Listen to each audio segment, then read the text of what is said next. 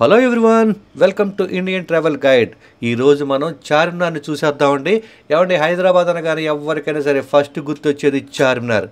కానీ ఆ చార్మినార్ చూడటంతో పాటు చార్మినార్ చుట్టుపక్కల చార్మినార్ వెనక ఎంత చరిత్ర ఉందో మీకు తెలుసా? అదంతా కూడా మీకు వివరంగా చెప్తాను. అదిగోండి, అక్కడి నుంచే చార్మినార్ స్టార్ట్ అవుద్ది. ఇక్కడికి అన్ని చోట్ల నుంచి ప్రైవేట్ ట్రాన్స్పోర్ట్ ఉందండి. శుభ్రంగా బస్సులో వచ్చేయచ్చు. ఇక్కడ మీరు కారులో వచ్చారంటే చాలా చాలా ఇబ్బంది పడతారు.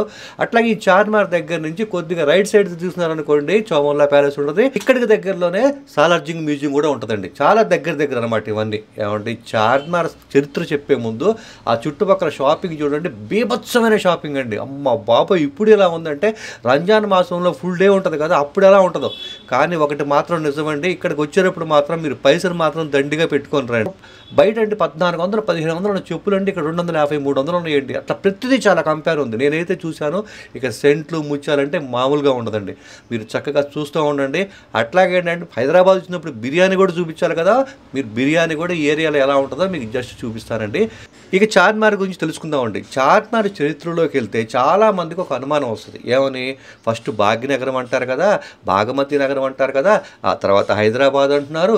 ఏంటి ఇవన్నీ అంటారా? మొత్తం అంతా అర్థమయ్యేటట్టు మీకు వివరంగా చెప్తాను. చక్కగా మీరు ఆ చుట్టూ తిరగండి. ఆ మధ్యలోనే ఏంటంటే దీని బ్యాక్ సైడే భాగ్యలక్ష్మి ఆలయం ఉంది. చక్కగా దర్శనం చేసుకోండి. ఆ తర్వాత ఏంటంటే చక్కగా మీరు ఒక 20 రూపీస్ ఇస్తే పైకి వెళ్ళిపోయి మొత్తం చూడొచ్చండి. అన్ని 4 వైపులా చూడండి. ఆ పైనుంచి కింద చూడండి, ఆ చుట్టుపక్కల షాపింగ్ చూడండి, బీభత్సంగా ఉంటుందండి. అసలు చాలా చిన్న ఇరుకుదారి. సో అవి చూస్తూ ఉండండి. చక్కగా మీరు చూసేలోపు ఏంటంటే ఈ షాపింగ్ ఇవన్నీ చూసేటప్పుడు నేను చక్కగా చార్మినార్ గురించి మొత్తం చెప్పేస్తానండి. నేను ఫస్ట్ ఏంటంటే భాగ్యనగరం గురించి. భాగ్యనగరం అంటారు కదా, మళ్ళీ ఇప్పుడు హైదరాబాద్ అంటున్నారు. ఏంటి ఇదంతా అనుకుంటారు కదా.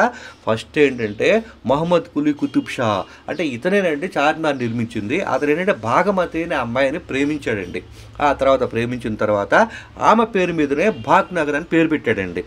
ఆ పెళ్ళైన తర్వాత సహజంగా ఏంటంటే ఆ భాగమతి కూడా ఇస్లాం మతం స్వీకరించి హైదర్ మహల్ అని పేరు మార్చుకుందండి. ఒకప్పుడు అండి హైదర్ ఏ అబాద్ అని పిలిచేవారండి. హైదరు అంటే కనుక రాణి అండి, అబార్ అంటే నివసించే ప్రదేశం అర్థం అండి. అట్లాగా హైదర్ ఏ అబాద్ అయిందండి. అదే ఇప్పుడు హైదరాబాద్గా మారింది. చెప్పే కదా, భాగమతితో వివాహం చేసుకున్న తర్వాత ఆమె పేరు మార్చుకున్న తర్వాత ఏంటంటే సుల్తాన్ ఏం చేశారంటే కనుక ఆమె జన్మస్థలం చుట్టూ ఒక నగరాన్ని స్థాపించాడండి.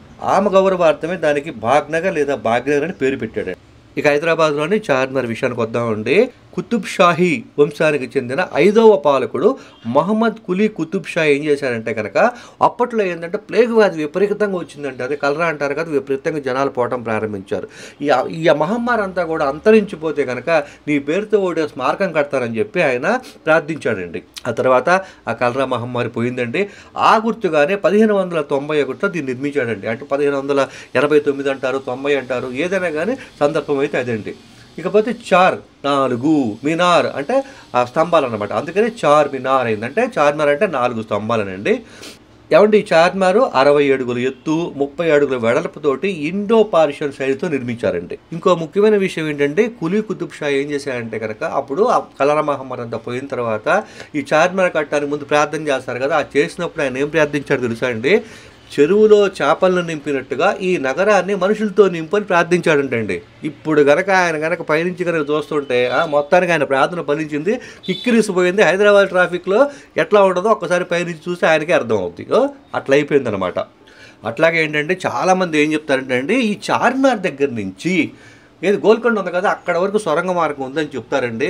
అప్పుడప్పుడు మన పేపర్లో వాటిలో కూడా చూస్తూ ఉంటాం కదా, ఎక్కడ సొరంగాలు బయటపడ్డాయని. బహుశా అది అయి ఉండొచ్చు. ప్రస్తుతానికి అదైతే మాత్రం లేదు. చక్కగా మీరు ఏంటంటే పైకి వెళ్ళండి, చక్కగా కాసేపు తిరగండి.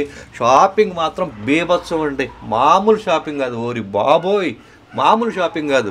మీరు కనుక ఫ్యామిలీతో వెళ్తే కొద్దిగా పైసలు దండిగా పెట్టుకోండి, ఓకేనా? చక్కగా షాపింగ్ అంతా చుట్టుపక్కల అంతా చూడండి.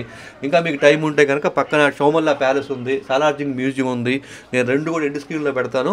మీకు ఇంట్రెస్ట్ ఉంటే అవి కూడా చూడండి. మీకు కరెక్ట్గా అర్థం ఉంది. ఎక్కడికైనా ఏ ప్లేస్లోకి వెళ్ళటం కాదండి, ఆ ప్లేస్ గురించి తెలుసుకొని వెళ్ళామనుకోండి, ఆనందం వేరుగా ఉంటుంది. ఆ ప్రయత్నంతోనే ఈ చార్మినార్ అంతా మీకు చూపిస్తాను నేను.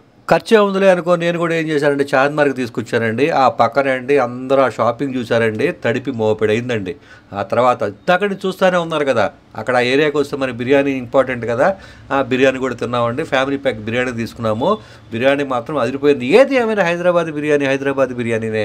చక్కగా బిర్యానీ తినేసి రుమాల్ రోడ్డుతో కూడా కొంత చికెన్ కర్రీ కూడా తినేసాం. ఆ తర్వాత పాన్ కట్టించుకున్నాం. అన్నీ హైదరాబాద్ ఖచ్చితంగా పాన్ పాన్ కూడా చాలా ఫేమస్. ఎంతసేపటికి బిర్యానీ, ఇరానీ చాయ్, సమోసా ఇదే కాదండి, ఒక పాన్ కూడా కట్టించేసుకొని చక్కగా ఏం చేయండి, పాన్ తినేసేసి చక్కగా నెక్స్ట్ ప్లేస్లో మేము వెళ్ళిపోయామండి. అట్లాగే చిన్న రిక్వెస్ట్ అండి, ప్లీజ్ లైక్, షేర్, కామెంట్. అట్లాగే ఇందాక చెప్పా కదా సారాజింగ్ మ్యూజియం గురించి, చోముల్లా ప్యాలెస్ గురించి, ఆ 2 కూడా నేను ఎండ్ స్క్రీన్లో 2 పెడుతున్నానండి. మీకు ఇంట్రెస్ట్ ఉంటే అవి కూడా చూడండి. మరో మంచి ట్రావెలింగ్ వీడియోతోటి మీ జీవీఆర్. ఓకేనా? Thank you.